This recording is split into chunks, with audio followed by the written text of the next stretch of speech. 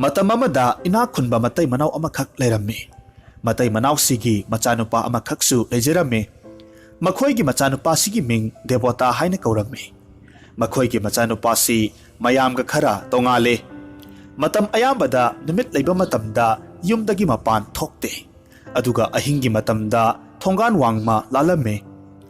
Mapa mama anina machabu luna chana taubana machana tauriba mawngsida mapa mama anisu karisu hairamde. Asumna matam kayamarum haukirame. Devota ahingi matamda koina chatpa aduga ayuk nunthildana tumlaga leibana leibaksigi miyoi kayana Devota abu maming khanglabasu masakti khanglamde.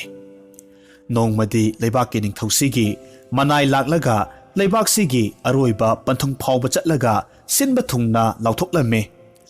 Madudi lakliba merathagi thanel sigi numidangi matamda ningthosigi naitom poksabi machanupigi chahi gi oiba mapok numit ningsingbagi thoramsi hana gumna tauba adugumna handaksu tawgadori maramasina leibaksida leiriba miyamsingbusu leibaksigi ningthongna thoramsida saruk yananaba haijari haina lauramme. Numidangi matamni Devota mitkap thoraklamme.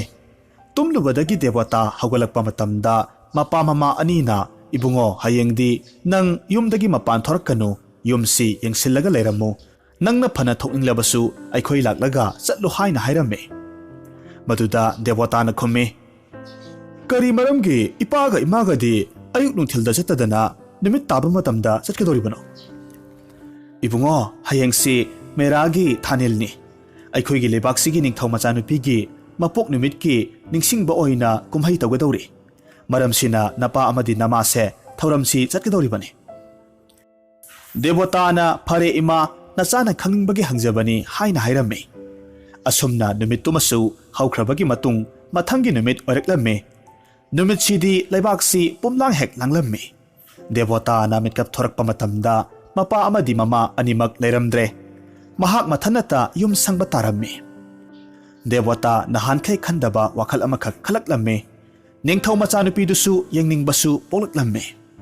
Maduda mahakna mathanta hangjaramme. Karigino aina nahankai ka manadaba wakhal khalibasina. Aduga karigi ningthau machanupidubo aina yengningba phawriba. Phare pomnamak oisano ai ningthau machanupisi masak yengtadi yenglage. Asumna khanna lairige matamda mapa mama anisu thoramdu loiraduna mayum yorakpaga machanupa ubaduda machabu kauramme. Mangduna leiruraba machadu taraduna mapa mama anigi manaktamna laklamme.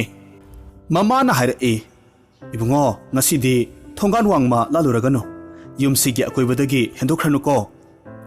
Masana yamna ngakna mamada inglaklamme. Adudagidi amuk mamana wa makha taraklamme. Nasidi leibaksigi ningthaugi machanupisi thabal mangal yengani hairi. Maramasina leibaksigi miyoi amata mapan thoktanaba akanba yathang tawthakrabani. Ibungo nang imabu nungsirabadi imana haribasi hiktoke khanganuko. Asi hairaga mama amadi mapadu pothanaba sangkhirami. Mama amadi mapadu tumthakre haiba khanglavada ningthau machanupidu yengningbagi mayaina thabal pharaba meragi thanilgi ahingsida ningthauge konung tamna laklamme. Ningthau machanupidu yamna ingna phajaba lei makhan suna satliba piktak tauba leikon amada manai masal kanasu yauda thajagi saktambu yengjaramme. Asumna yenglinge matamda nakanda kanagumba miyoi ama lakpagi sahum amakhak phawrakpagum tawramme. Ningthau machanupisigi ningthijabasi uruba matamda Devota hanaga manadaba ihun amakak phawraklamme. Devota ngaihakti ningthau machanupi asida tarang marang amada yenglaga leiramme.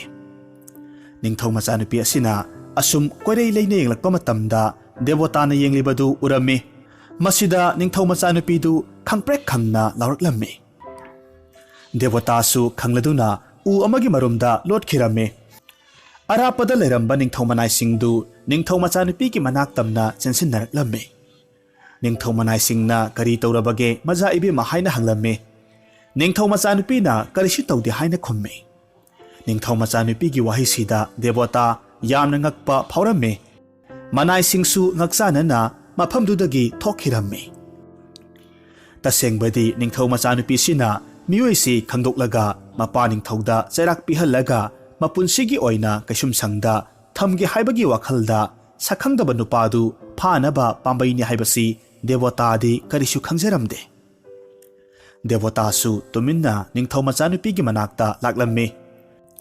Masida ningthau machanupina khangladuna phajaba wahai watana devotabu phanaba thorang toroklammi. Ningthau machanupina devotada hairakhi. Mahasoi sakti khangjade aihakpu thajabiyu. Aingonda arutpa thamdana nahak kanano haiba takpiyu. Thauna phaba nupa ahingsina loidringai mitkup amata oirabasu wari sanase marup amagumna. Masida devotasu thajaraduna ugi marum amadagi thoraklamme. Aduga ningthau machanupigi mangda leplamme. Thaban mangal phabana maram oiraga devotagi saktamdu mayek sengna uramme. Ningthau machanupidu thamoida ting lauba amadi phauramme. Ngaihakti anidu munna yengnaraga adumak leiramme. Devotana maja ibema aiga marup sanasi haibadu haiduna nokphet toksille. Aduga ningthau machanupigi manakta phamjilli. Aduga amuk makha taraklamme. Aidi kanaga sutinadi marup sulaite. Aigi hairagadi ima ipa amadi imisina loirabane. Masida ningthau machanupina amuk haraklamme. He sakhangdaba mahasoi aise kanano khangna karigino nangna aigi nakta laklibadi. Ningthaugi serakpu kidabra. Masida amuk devotana khomme. Aidi kanadasu lankiba laite. Aduga amana aina ningthaugi serakpu kiramlabadi ngasi marup sanaba phanglamloi. Ningthau machanupina amuk makha taraklamme. Phare nang aibu asengba marupni haina khangeni haina aingonda wasao. Devota ningthau machanupigi makok paiduna karisu singnaba leita wasaklamme. Ningthau machanupidi tasengna ngakpa haibado oiramme. Devotagi wang chauba amadi yamna chinglemba phajabaduda nungsibasu haiphet phauраmme. Ningthau machanupina amuk makha taraklamme. Nahakpu aigi ipa ningthauksigi leibaki miyoira. Devotana haina makok nome. Adudi nangi leiphamna kadai waidano. Masida devotana amuk majaibema aibu warau biganu madudi kona haijarage haina hairamme. Devota amadi ningthau machanupidu wari kaya noktuna sanaramme. Thabal mangal yenglibani hairiba ningthau machanupidu wari asum sanarambadagi devotada mitkupkani haiba kauba makhai adumak englamme. Asum yenglambadagi khanghaudana ningthau machanupidu devotada ngathaраklamme. Aduga adumak tumthakiramme. Devotana thajada yengbadu toklaga ningthau machanupida yenglakpa matamda magi tampakta nungaina tumlaga lerambadu uba matamda nungsina ningthau machanupigi soina tariba samlangdu hugatpiramme. Ningthau machanupina mitkap thorakpa matamda mahaki kada tumlaga lerambadu uba matamda ngakladuna mabu sangliba manai amada hanglamme. Manaiduna maja ibemadi aikoina nong ngali torokpa matamda kanagumba miyoi amagi tampakta tumlaga leibagum ui. Maduda aikoina changsillaga yengba matamdadi kanasu leiramde. Adudagidi aikoina dolaida haplaga pujarakpani haina hairaklamme. Ningthau machanupidu ngarang thokhiba thodoktu asum ningsingjaraga mathanta momon nokjaramme. Adubu amuksu nungaijaramde. Maramdi devotabu uba phanglaroidra haina khalubageni. Ningthau machanupisi LAI yekpa aduki matik airamme. Maramasina ningthau machanupi asina devotagi saktamdu kana khanghandana lona yeklamme. Aduga matam ayamba matamda unglagata leiramme. Mapa ningthauna machagi hanaga manadaba mawong matau kayadu uruba matamda mapa ningthauna machanupida isanupi karina ningthungdaba leirabage isana hanaga manadaba mawong matau ulibasi kari tawrabage haina hanglamme. Masana haibadi ngamjada devotagi yekliba saktamdu mapada yenghalamme. Maduda mapana hairaklamme. Ihe isana thawai nungaitribasi masigi oireko. Asi haiduna amuk noklamme. Masana yamna nungaitana amuk hairaklamme. Ipa ningthau mahaksi ipagi lebakta leirabasu thibadi araiba oiroye. Ha kari maramgino. Ipa ningthau khanganda nasana hanana mi aronba kaya tharaga thihalabane. ꯑꯗꯨꯗꯤ ꯃꯍꯥꯛꯁꯤ ꯑꯩꯒꯤ ꯂꯩꯕꯥꯛꯀꯤ ꯃꯤ ꯑꯣꯏꯔꯝꯂꯣꯏ꯫ ꯏꯄꯥꯒꯤ ꯂꯩꯕꯥꯛꯀꯤ ꯃꯤꯑꯣꯏꯅꯤ꯫ ꯃꯁꯤꯒꯤ ꯃꯔꯝꯗ ꯃꯥꯅ ꯑꯩꯉꯣꯟꯗ ꯀꯔꯤꯁꯨ ꯂꯣꯠꯂꯣꯏ꯫ ꯃꯤꯅꯝꯕ ꯋꯥ ꯑꯃꯠꯇꯁꯨ ꯉꯥꯡꯂꯣꯏ꯫ ꯏꯆꯥꯗꯤ ꯀꯔꯝꯕ ꯃꯇꯝꯗ ꯁꯛꯈꯪꯗꯕ ꯅꯨꯄꯥꯁꯤ ꯊꯦꯡꯅꯔꯤꯕ?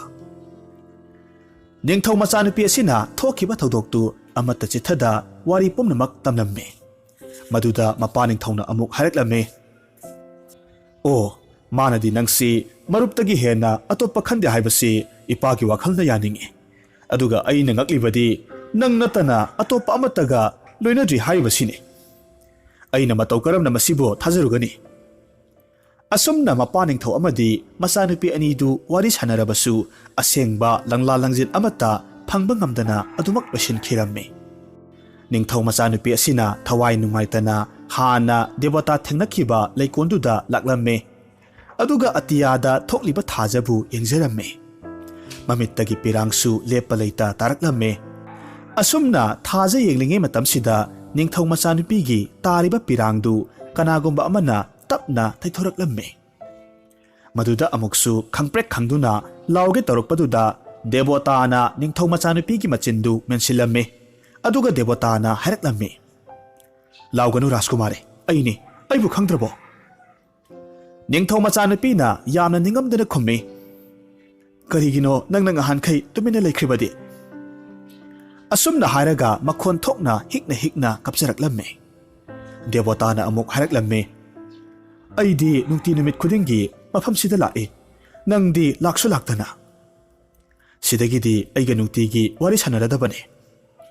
ꯑꯁꯤ ꯍꯥꯏꯗꯨꯅ ꯐꯖꯔꯕ ꯀꯨꯟꯗꯣ ꯄꯔꯦꯡ ꯑꯃꯈꯛ ꯄꯤꯔꯝꯃꯤ꯫ ꯑꯗꯨꯒ ꯑꯃꯨꯛ ꯗꯦꯕꯣꯇꯥꯅ ꯍꯥꯏꯔꯛꯂꯝꯃꯤ, "ꯅꯪꯅ ꯇꯨꯝꯕ ꯃꯇꯝꯗ ꯀꯨꯟꯗꯣꯁꯤ ꯁꯤꯖꯤꯜꯂꯨ꯫ ꯑꯗꯨ ꯑꯣꯏꯔꯕꯗꯤ ꯅꯪ ꯑꯩꯒ ꯅꯨꯃꯤꯠ ꯈꯨꯗꯤꯡꯒꯤ ꯋꯥꯔꯤ ꯁꯥꯟꯅꯕ ꯌꯥꯒꯅꯤ." ꯑꯁꯨꯝꯅ ꯅꯨꯃꯤꯠꯁꯤꯃꯁꯨ ꯍꯧꯈ꯭ꯔꯕꯒꯤ ꯃꯇꯨꯡꯗ ꯅꯤꯡꯊꯧ ꯃꯆꯥꯅꯨꯄꯤꯗꯨ ꯃꯊꯪꯒꯤ ꯑꯌꯨꯛꯇ ꯑꯩꯒꯤ ꯀꯥꯗ ꯀꯅꯥꯁꯨ ꯆꯪꯂꯛꯀꯅꯨ ꯍꯥꯏꯔꯝꯂꯒ ꯗꯦꯕꯣꯇꯥꯅ ꯄꯤꯔꯝꯕ ꯀꯨꯟꯗꯣ ꯄꯔꯦꯡꯗꯨ ꯁꯤꯖꯤꯜꯂꯝꯃꯤ꯫ ꯀꯨꯟꯗꯣ ꯄꯔꯦꯡꯗꯨ ꯍꯦꯛ ꯁꯤꯕꯒ ꯌꯥꯝꯅ ꯇꯨꯝꯅꯤꯡꯕ ꯐꯥꯎꯔꯛꯂꯝꯃꯤ꯫ ꯃꯁꯤꯗꯒꯤ ꯅꯤꯡꯊꯧ ꯃꯆꯥꯅꯨꯄꯤꯗꯨ ꯈꯪꯍꯧꯗꯅ ꯇꯨꯝꯊꯈꯤꯔꯝꯃꯤ꯫ ꯅꯤꯡꯊꯧ ꯃꯆꯥꯅꯨꯄꯤꯗꯨ ꯃꯤꯠ ꯄꯥꯡꯊꯣꯔꯛꯄ ꯃꯇꯝꯗ ꯅꯤꯡꯊꯤꯖꯈ꯭ꯔꯕ ꯀꯥ ꯑꯃꯗ ꯇꯨꯝꯂꯒ ꯂꯩꯔꯝꯃꯤ꯫ ꯃꯍꯥꯛꯅ ꯃꯃꯤꯠꯇꯨꯅ ꯀꯣꯏꯂꯩ ꯂꯩꯔꯒ ꯌꯦꯡꯂꯛꯄ ꯃꯇꯝꯗ ꯅꯨꯄꯤ ꯑꯃꯈꯛ ꯂꯦꯞꯂꯒ ꯂꯩꯕꯗꯨ ꯎꯔꯝꯃꯤ꯫ ꯃꯗꯨꯗ ꯅꯤꯡꯊꯧ ꯃꯆꯥꯅꯨꯄꯤꯅ ꯍꯪꯂꯝꯃꯤ, "ꯑꯩꯅ ꯂꯩꯔꯤꯕꯁꯤꯕꯨ ꯀꯗꯥꯏꯋꯥꯏꯗꯅꯣ?" ꯃꯁꯤꯗ ꯅꯨꯄꯤꯁꯤꯅ, "ꯔꯥꯖꯀꯨꯃꯥꯔꯤ, ꯅꯪꯅ ꯂꯩꯔꯤꯕꯁꯤ ꯔꯥꯖꯀꯨꯃꯥꯔ ꯗꯦꯕꯣꯇꯥꯒꯤ ꯀꯥꯗꯅꯤ" ꯍꯥꯏꯅ ꯈꯨꯝꯂꯛꯂꯝꯃꯤ꯫ ꯅꯤꯡꯊꯧ ꯃꯆꯥꯅꯨꯄꯤꯅ ꯑꯃꯨꯛ ꯍꯥꯏꯔꯛꯂꯝꯃꯤ, "ꯃꯍꯥꯛꯇꯤ ꯀꯗꯥꯏꯗ ꯂꯩꯕꯒꯦ?" ꯅꯨꯄꯤꯗꯨꯅ ꯑꯃꯨꯛ ꯅꯤꯡꯊꯧ ꯃꯆꯥꯅꯨꯄꯤꯒꯤ ꯄꯥꯎꯈꯨꯝꯗꯨ ꯄꯤꯔꯛꯂꯝꯃꯤ, "ꯔꯥꯖꯀꯨꯃꯥꯔ ꯗꯦꯕꯣꯇꯥꯗꯤ ꯁꯤꯡꯍꯥꯁꯟꯗ ꯐꯝꯂꯒ ꯂꯥꯏꯒꯤ ꯑꯣꯏꯕ ꯋꯥꯌꯦꯜ ꯕꯤꯆꯥꯔ ꯇꯧꯔꯤ." ꯅꯤꯡꯊꯧ ꯃꯆꯥꯅꯨꯄꯤꯗꯨ ꯉꯛꯄꯅ ꯂꯣꯏꯔꯦ꯫ ꯑꯩꯅ ꯇꯧꯔꯤꯕꯁꯤ ꯃꯪꯂ ꯇꯥꯏꯕꯪꯂ ꯍꯥꯏꯗꯨꯅ ꯃꯊꯟꯇ ꯍꯪꯖꯔꯝꯃꯤ꯫ ꯃꯁꯤꯗ ꯂꯥꯏ ꯅꯨꯄꯤꯗꯨꯅ ꯇꯥꯍꯧꯔꯗꯨꯅ, "ꯔꯥꯖꯀꯨꯃꯥꯔꯤ, ꯅꯪꯅ ꯂꯩꯔꯤꯕꯁꯤ ꯇꯥꯏꯕꯪꯅꯤ, ꯅꯪꯁꯤ ꯊꯋꯥꯏꯅꯤ, ꯅꯪꯒꯤ ꯅꯁꯥꯗꯤ ꯃꯥꯂꯦꯝ ꯄ꯭ꯔꯤꯊꯤꯕꯤꯗ ꯂꯩꯍꯧꯔꯤ" ꯍꯥꯏꯅ ꯍꯥꯏꯔꯛꯂꯝꯃꯤ꯫ ꯅꯤꯡꯊꯧ ꯃꯆꯥꯅꯨꯄꯤꯗꯨ ꯄ꯭ꯔꯤꯊꯤꯕꯤꯒ ꯄꯜꯂꯛꯄ ꯑꯗꯨꯗ ꯑꯃꯨꯛꯀ ꯍꯦꯟꯅ ꯉꯛꯄꯅ ꯂꯣꯏꯈ꯭ꯔꯦ꯫ ꯅꯤꯡꯊꯧ ꯃꯆꯥꯅꯨꯄꯤꯅ ꯂꯥꯏ ꯅꯨꯄꯤꯗꯨꯗ ꯍꯪꯖꯔꯝꯃꯤ, "ꯑꯗꯨꯗꯤ ꯑꯩꯅ ꯂꯩꯔꯤꯕꯁꯤ ꯀꯗꯥꯏꯋꯥꯏꯗꯅꯣ?" ꯂꯥꯏ ꯅꯨꯄꯤꯗꯨꯅ ꯈꯨꯝꯃꯤ, "ꯔꯥꯖꯀꯨꯃꯥꯔꯤ, ꯅꯪꯅ ꯂꯩꯔꯤꯕꯁꯤ ꯃꯤꯑꯣꯏꯕ ꯍꯥꯏꯕꯁꯤꯒ ꯑꯗꯨꯛꯀꯤ ꯃꯇꯤꯛ ꯂꯥꯞꯅꯈ꯭ꯔꯦ꯫ ꯊꯋꯥꯏ ꯄꯥꯟꯕ ꯖꯤꯕꯅ ꯌꯧꯕ ꯉꯝꯕ ꯃꯐꯝ ꯅꯠꯇꯦ꯫ ꯃꯐꯝꯁꯤ ꯂꯥꯏ ꯈꯛꯇꯅ ꯈꯨꯟꯗꯥꯕ ꯃꯐꯝꯅꯤ꯫ ꯑꯩꯈꯣꯏ ꯂꯥꯏ ꯃꯌꯥꯝꯅ ꯗꯦꯕꯣꯇꯥꯒꯤ ꯍꯛꯆꯥꯡ ꯊꯤꯔꯕꯁꯨ ꯐꯪꯕꯗꯤ ꯉꯝꯗꯦ."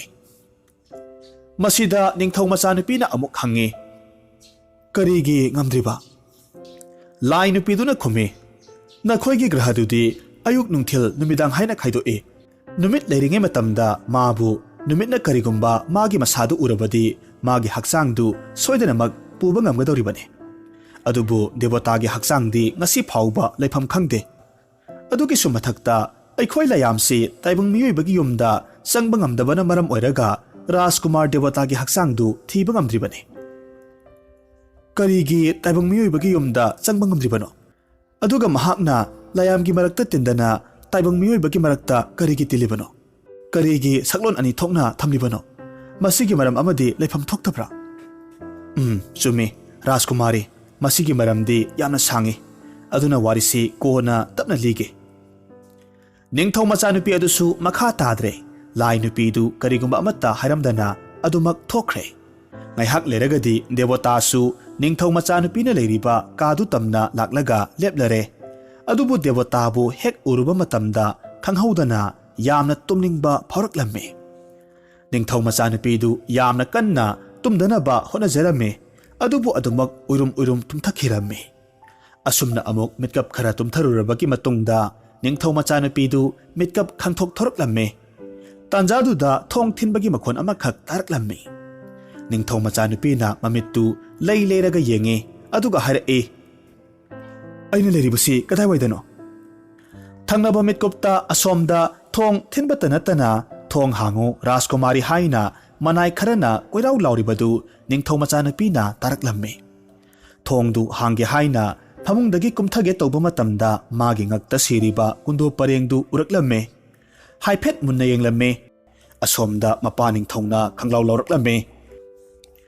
Maduda khangprek khangna leidu lauthoklaga mafam chaba amada thamlaga thongdu tapna hangi.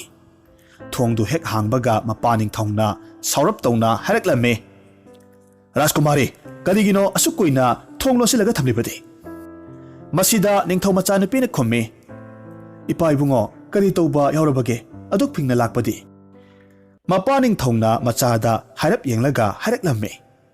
Saksa mangdagi kadu thong losilaga na khonawa amata tahandaba makhai leiribadu napa ningthauda segna tamo. Isagi karina ningthungdaba lei. Ningthau machanupina haujikti nasagi na ningthungdaba karisu leite. Nasagi ningba thungdaba nongmadi soidana lakhini haina hairame. Ningthau machanupidu masi hairamlaga mapalomda thoraklamme. Mahakna thorakpa matamdadi thawan michakna pumlang langlaga thoklaga leirame. Asumna ningthau machanupi asina Devota ka hek phaminaba leikon macha adomda yenglakpa matamda Devota du phamlaga leiribadu uramme. Ningthau machanupi su nokphet tawraga Devota na leiriba leikon macha adom tamna laklamme. Ningthau machanupi du Devota gi nakta phamlaga wa hangge tawba matamda Devota na hana haraklamme. Nangbu aigi maramda khangningi haibadaine. Nangna laklamba mafamdu aigi asingba horakphamni. Aduga aina numit khudingi ahingda nangi nakta laklibasina ngasina aroibane. Ningthau machanupidu yamna ngakna haraklamme. Kari maramgi ngasina aroiba oigadoriba. Aisi kanano haibasi haujik phawba khangdibara. Khangi adubu kari maramgi ngasina aroiba oigadoriba. Devotana yamna thawai nungaitana khummi. Aigi matam loidringai thawaiga haksanga thadoknadringai matamsida Rajkumari nangondagi karigomba khudol amatang nijage. Nahaki napa ningthauna hingsabini haiduna seksinna ngak senduna phumlaga thamibadu hingsabi natte. Layam singi oiba yamna matik mayai chenba lairik amakhakni. Ningthau machanupina yamna ngakna khummi. Aduk matik mayai chenba lairik tu matau karamna aigi ipa ningthauna karamna phangliba. Nangi napa ningthaugi mirol kharagi mamangda lairik tu aigi ipa numittagi laukibane. Yamna thajana sinakhibane. Matamdu taibang miyoibaga laiga punna tona tinaraga lairingi matamni.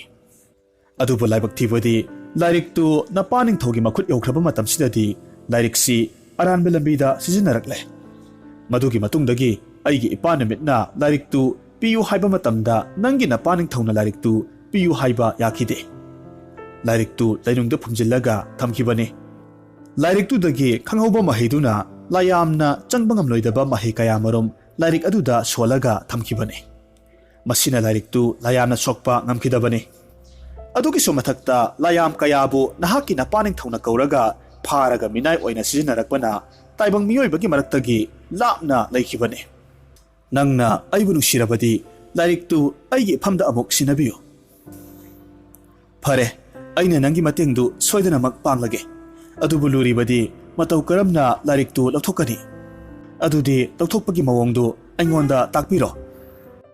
Adubu luribadi nahaki napa ningthaugi I changadoribane. I duna lairik tu da hek thengbada napabong ningthaudu khudakta ut onkhigani. Masi nahakna soidana ngamgani haibasi ainu thajai. Phare nangsu changlo. Adubu numit humnigi manungda aingonda lairik tu sinarabadi nangna apamba ama ifamdagi pigani. Masi aigi lengdraba wasakni. Asumna hairaga ahingduda makhoi ani mayum lomda hanaraklammi. Ningthau machanupidu thawai yamna nungairamde. Aduga amaromdasu devotasu yamna nungairamde. Mahakpu kadaida kari soikigadagi haiduna senaragata lakliba devotana haibata illaga lakliba mapa mama anibu kanarani khaluba matamda thawai aduki matik nungaijaramde. Amaromda ningthau machanupidusu wakhal yamna khanba henjinkhibana anaba haibadu oiraklamme. Mahak karigumba amata sautha u haiba yakhidre. Mapa ningthauda yenglaga thamoi sokna pirangna paukhong chalibadu mapa ningthongna loinamak khangi. Maramdi ningthausi matik leiba thoidokpa gunchenbana ningthongna devota kanano karigidamak machanupiga naksannarakibano haibasi magi wakhalna irai laina uba phanglamme.